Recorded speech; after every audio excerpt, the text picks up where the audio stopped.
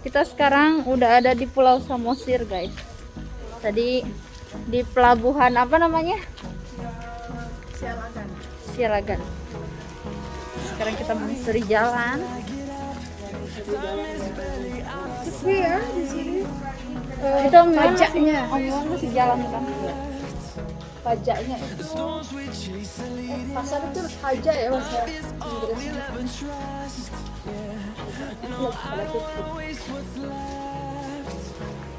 Oke, kita lanjut dulu, guys.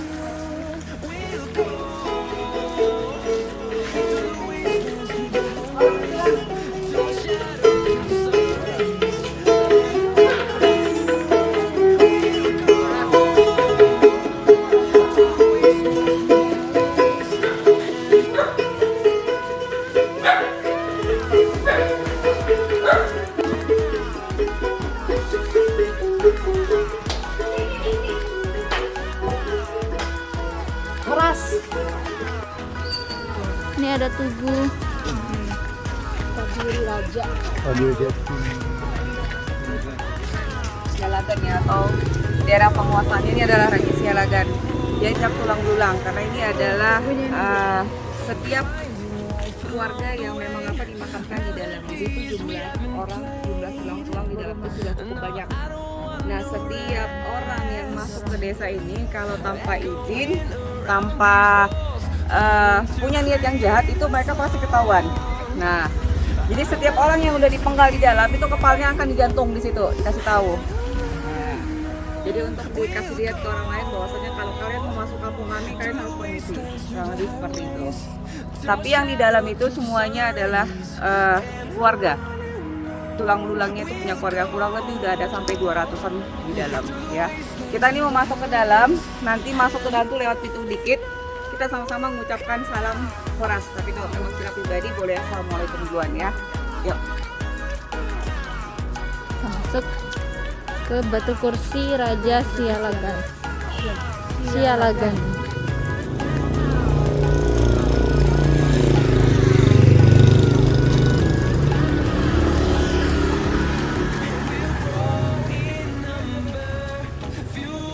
Bukan, Bu.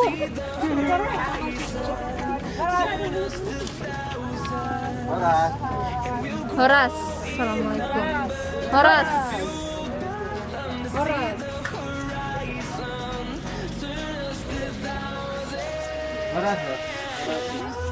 Horas.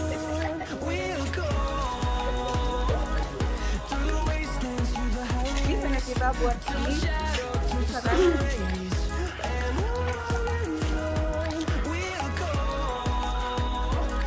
Ini rumah adatnya ya, guys. Ini rumah Bolon. Bolon House.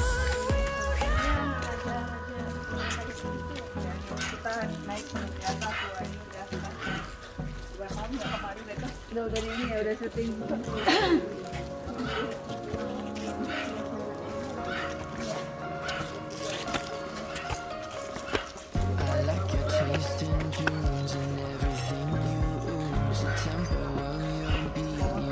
Sambil tarik nafas dulu di sini sebentar ya. Tadi kan ada pembatas-pembatasnya kan? Nah, itu pembatasnya di suatu perkampungan. Jadi walaupun ini adalah desa Ambarita, itu ada beberapa perkampungannya. Nah, salah satunya ini adalah Kampung Sialagan atau Huta Sialagan. Huta itu adalah perkampungan. Nah, ini Nama orang Huta.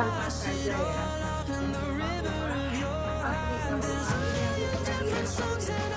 Oh, ini ya. Jadi ini namanya rumah Bolon. Rumah Bolon ini ada rumah panggung yang memang tidak ada panggungnya kalau kita perhatikan. Karena memang dari zaman dulu itu mereka tuh hanya menggunakan pengikatnya tuh pakai tali. Ya. Jadi nanti kita boleh lihat kedekatan itu untuk memperhatikan. Nah, rumah panggung ini sebenarnya ada 3 lantai, yang di bawah itu lantai dasar, kemudian yang di tengah itu adalah lantai tengahnya, yang di atas itu adalah lantai untuk penyimpanan sandang bahan pangan.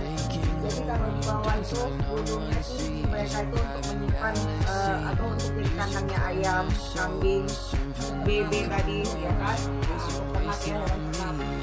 Nah kemudian kalau naik tangga itu pintunya memang seperti itu. Kita harusnya kalau yang tadi di depan itu dia harusnya menjauh ke dalam pintunya. Jadi kita masuk itu harus agak membungkuk gitu.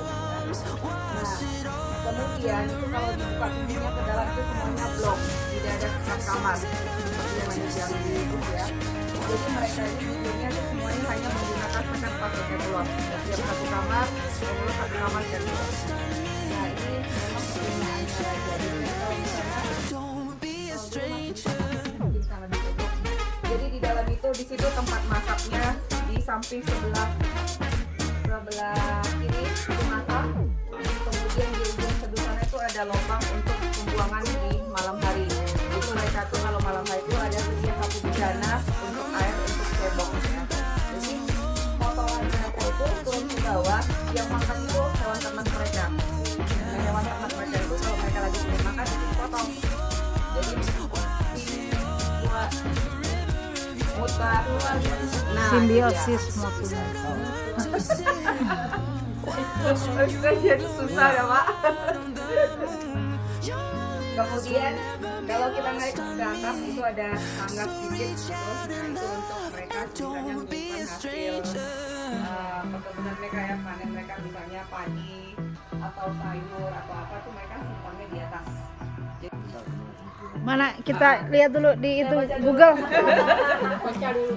Apa sih kan Oji? Ya ini kalau dilihat kita semacam pohon ini ya, pohon kehidupan. Ini namanya pohon Ariara ya. Jadi pohon Ariara ini memang adalah pohon khas yang ada di Tanah Batak. Jadi misalnya di satu perkampungan itu kalau sudah ada pohon ini, orang itu paham, oh berarti itu sudah ada perkampungan. Dan itu sudah ada orang yang punya penguasanya. Nah ini pohonnya rincang seperti pohon beringin tadinya ya. Potong ya. Nah kalau dulu tuh masih agak rada-rada seram, kadang-kadang ada kelebatan cahaya yang lewat gitu, biasanya gitu ya. Karena apa? Karena banyak orang yang moto blitnya tuh berkilau-kilau gitu masuk ke Oh sana. my god, Bukan karena dikirain. ada apa-apa ya. Astaga. Oke. Masuk akal. Ya. Belum ke situ Pak, masih ke rumah ini ke pohon dulu baru ke batu. Oke, lanjut Pak ke batu kalau itu tempat kita. Nah itu kalau Bapak lihat dari situ banyak batu ya, batu kursi kecil-kecil, ada yang panjang, nah itu namanya kursi persidangan. Jadi kalau di zaman Batak itu, cara orang dulu itu kalau mereka punya satu perkara, itu mereka disidangkan di situ. Jadi terdakwanya itu duduknya di bangku yang agak kecil di tengah. Nah, jadi bangku yang mundur-mundur di belakang itu itulah untuk para penasehatnya, saksinya, hulu balangnya, sama keluarganya. Nah nanti kalau sudah ada putusan di sini, mereka tuh lihat tadi pakai buku laklak. Buku laklak itu adalah buku primbonnya orang Batak. Nah nanti dilihat tanggalnya, harinya, bulannya. Kemudian nanti ada cara lihat penangkal, dia punya ilmu apa di dalam tubuhnya. Nah itu ada harinya untuk melunturkannya. Ketika sudah dapat semua harinya, kita terdakwa itu nanti dibawa ke ruang pancung di sebelah sana. Jadi kita ke sana. Nah setelah dipancung, dieksekusi. Tapi sebelum eksekusi itu biasanya tuh keluarga sekitar dikasih tahu jangan menggunakan air danau. Jadi sebelum ada eksekusi, biasanya itu mereka ngambil air dulu untuk persediaan selama 2 minggu ya.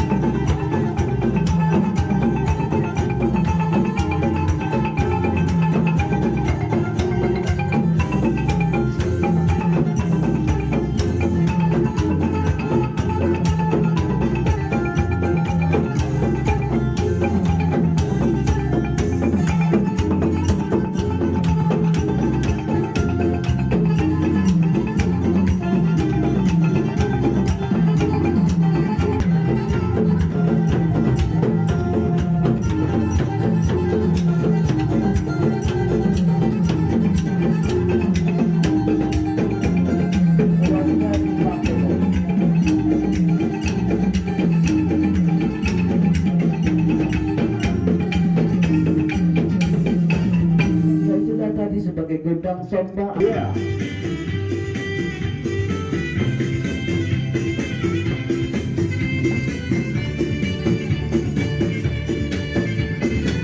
Semua hadap ke kiri.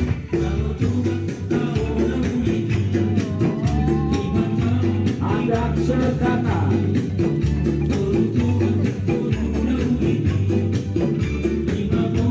Melangkah ke kanan. Ke kiri. Depan. Naik sepeda motor.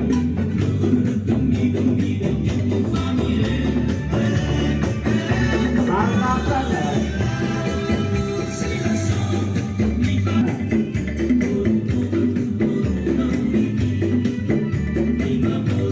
Melangkah ke kanan.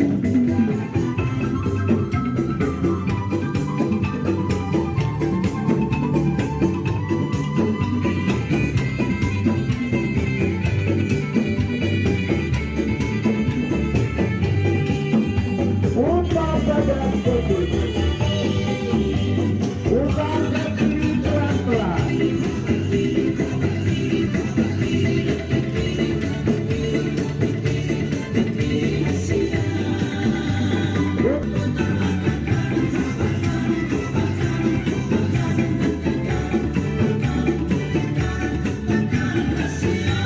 Kanan.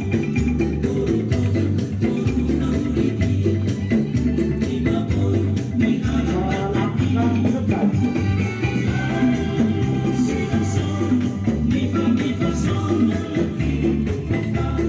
Naik sepeda motor.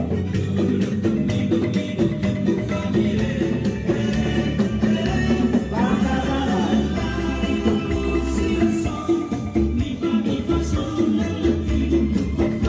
Naik sepeda motor.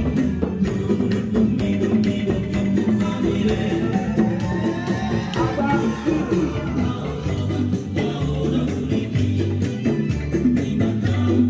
Hadap ke kanan.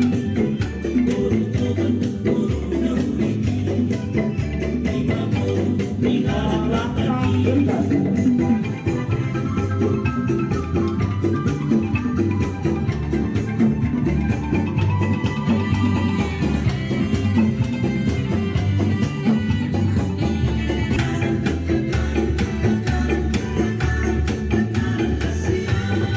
Putar kiri lagi. Kelihatan angkatan.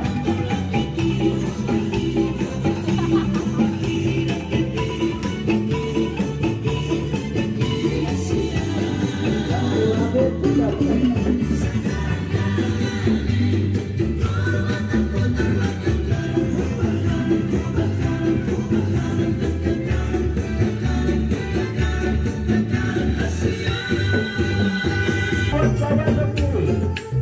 Agar jangan guling-guling di sana.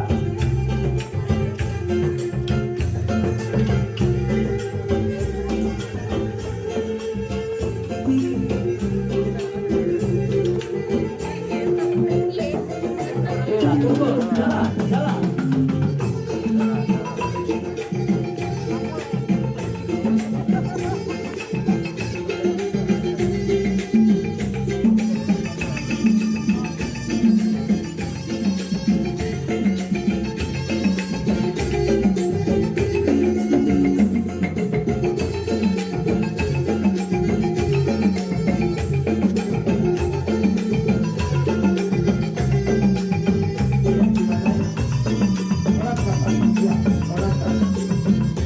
Biarkan berat jatuh di kepala.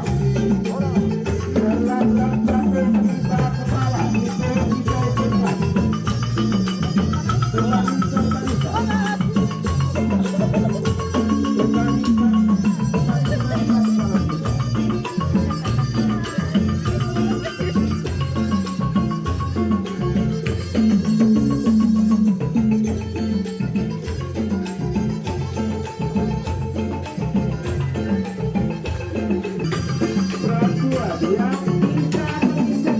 Yang bisa ikuti saya 30.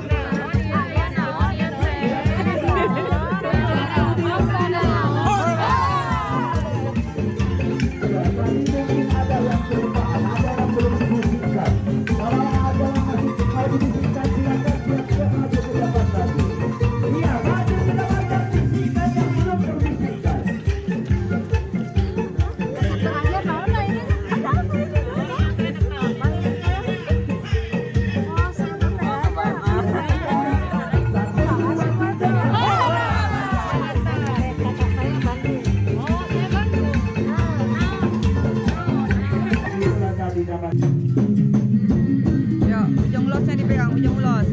Oke.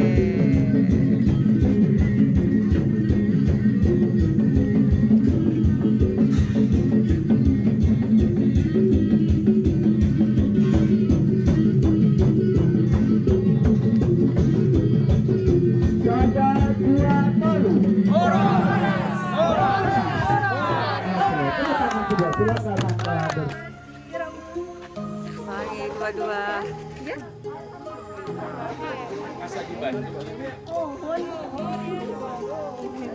Teh, fotoin tapi begini. Ini mah batu persidangan, guys.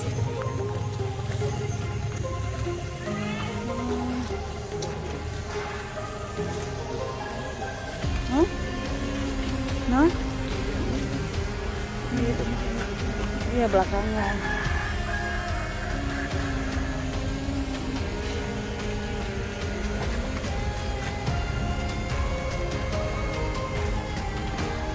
Kalau papi diajak mah dia. Percuma kemarin dibawa juga aku nggak bisa, siun.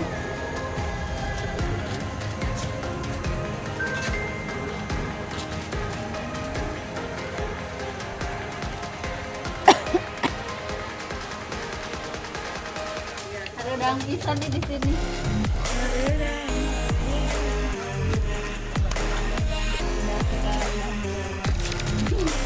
Jadi kita scanner untuk mendeteksi di tubuh orang yang mau dipancing itu ada sesuatu atau enggak, ada ilmunya apa, itu tongkat ini bisa tahu. Nah kalau di tongkat aslinya ini sebenarnya rambut raja asli. Kalau di tongkat asli, jadi rambut raja itu panjang, tidak pernah dipotong. Nah jadi itu setiap yang rontok, setiap yang lepas itu rambut raja itu diikatkan kemari. Fungsinya apa? Untuk menguatkan kekuatan magic dari tongkat ini, tongkat Panaruan ini. Ya. Kemudian Tongkat raja.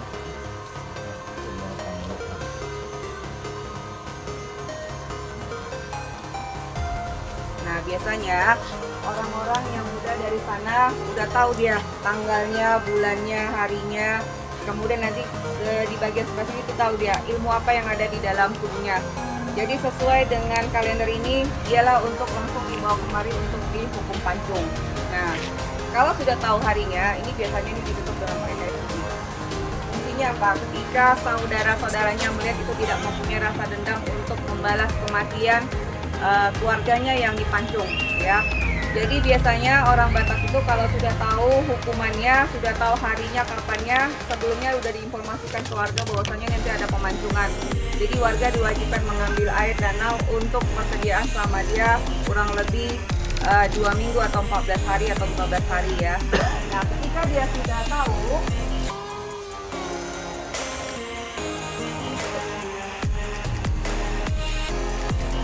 dia akan dibawa kemari dalam keadaan telanjang dan hanya memakai kain ulos ditutup. Jadi dia pakai kain ulos ditutup dalam keadaan telanjang, matanya juga ditutup. Tapi sebelum dia dipancung, dia ditanya kemauannya yang terakhir apa, mau makan apa, mau ngapain sebelum eksekusi terjadi. Kalau sudah dipenuhi semuanya, kemudian dia dibawa untuk tidur di batu yang sebelah sana. Jadi dia tidur telentang. Untuk dilihat pakai tongkat, jadi tongkatnya itu dengan memukul ke bawah dengan mengucapkan horas 3 kali, kemudian di scanner di badannya.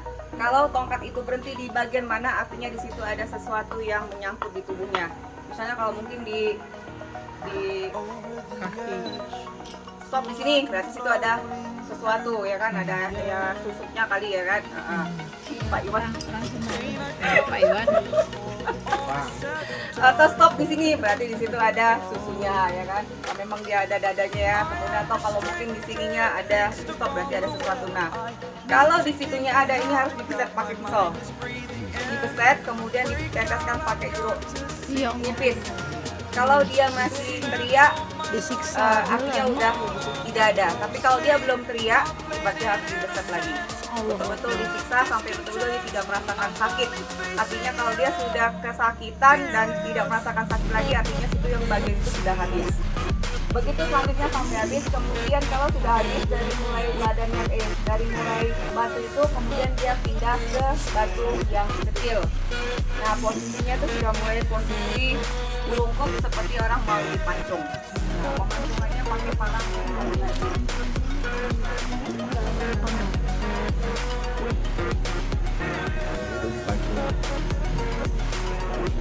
Nah, jadi dia dibawa sama algojonya. Algojonya itu dengan syarat tidak boleh punya hubungan saudara sama yang mau dipancung dan tidak punya hubungan mesum sama yang mau dipancung.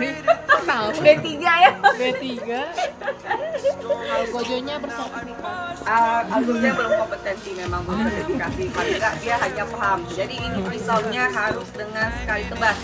Jika algojo dengan sekali tebas itu lehernya tidak putus, posisi si yang mau dipancung algojo menggantikan. Karena dia tidak bisa langsung menebas memutuskan leher si tendang. Pokoknya hitungannya sekali horas, spread putus. Tapi kalau nggak putus, si algojo yang menggantikan. Tapi ini dia harus diletakkan dulu 3 kali dengan mengatakan horas. Jadi setelah katakan, bumi itu merestui orang yang berdakwah untuk dihukum pancung. Nah, kalau sudah putus kepalanya itu dibawa letak di meja di tengah.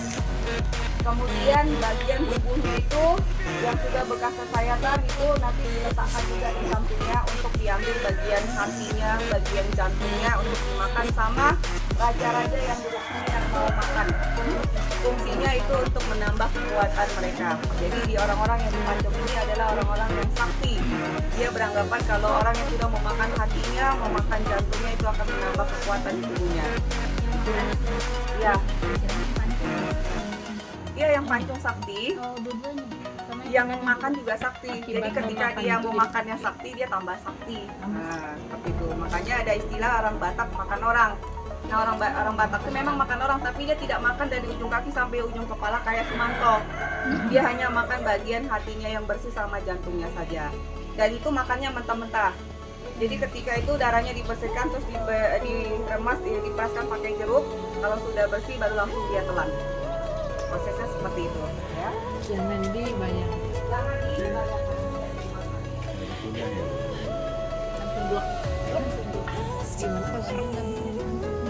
Nah, inilah proses kalau untuk di desa Sialagan atau di hutan Sialagan, di perkampungan Sialagan ini untuk ceritanya dari mulai persidangan, rumah adat Bataknya, kemudian tarian tontonnya, kemudian sampai hukuman pancung eksekusi.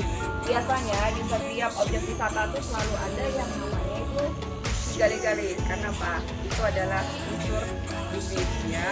Kalau gale-gale itu aslinya memang cuma satu, tidak ada di setiap rumah. Tapi di sini di Batak karena untuk mendapatkan sumber rezeki mereka harus mengadakan seperti itu. Aslinya memang di sini sih mereka. Gale itu memang aslinya tanah Batak dan dia anak Raja Sahat, anak satu-satunya laki-laki yang memang meninggal di medan perang.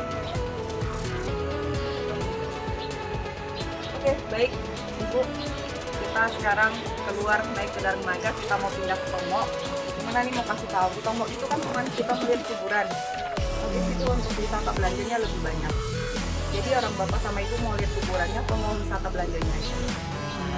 Karena ini udah jam 10. Waktunya kita biar nggak Kuburan dan belanja, kuburan nggak doang. kuburan itu kita mesti duduk di dalam, pakai ulos lagi, dengar cerita lagi. Kalau nggak mau, ibu nanti lepas dari mulai Tombok itu sampai ke atas, ibu jalan sendiri boleh belanja. Nanti kasih waktunya 1 jam. Jam 11.30 pas udah balik lagi ke kapal. Paling lambat 11.50. Oke? Kalau gitu jadi kita gerak langsung ke kapal balik ke Darmaga. Yuk.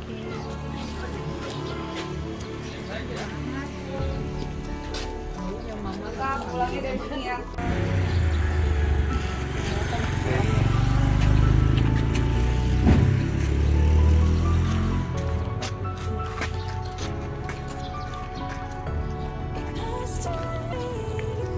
Kadang marah sampai tambah. Gini nih, gimana caranya apa gimana?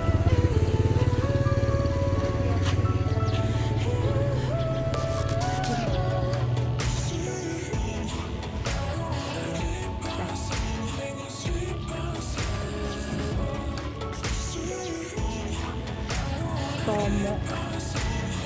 Guys, kita sudah ya dari sini.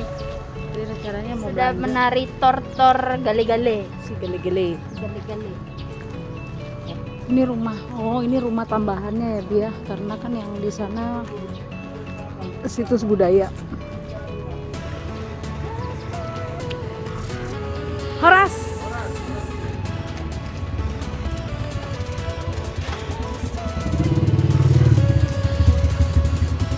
Ini kalau di Bandung namanya ruko.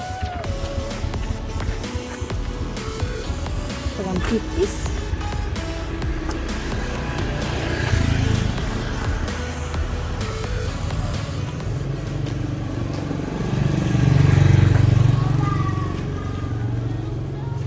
Si golek-golek. Gimana, Bi? Pendapat Bila tentang budaya orang Batak pada zaman kerajaan dulu? Ya. Buat yang makan jantung dan bukan masalah gimana tapi Tidak berperi. enggak juga. Maksudnya bukan di situ. Apa ya? Kenapa dia harus bunuh orang yang sakti lagi? Kalau misalnya dia bukan Kan pancung orang yang sakti lagi. Coba kalau misalnya dia tidak pancung orang yang sakti itu gimana kira-kira? ya memang yang dipancung itu yang memang sudah pilihannya gitu. Pilihan raja.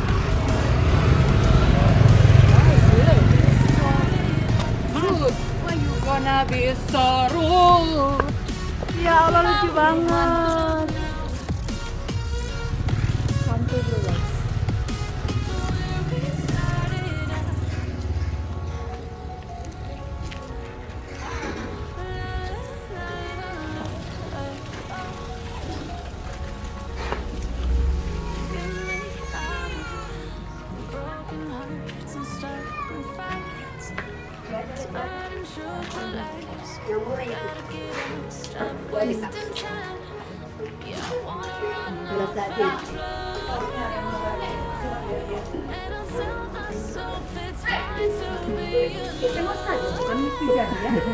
Kita senang itu gantung kunci. Ada 25.000. 2 biji.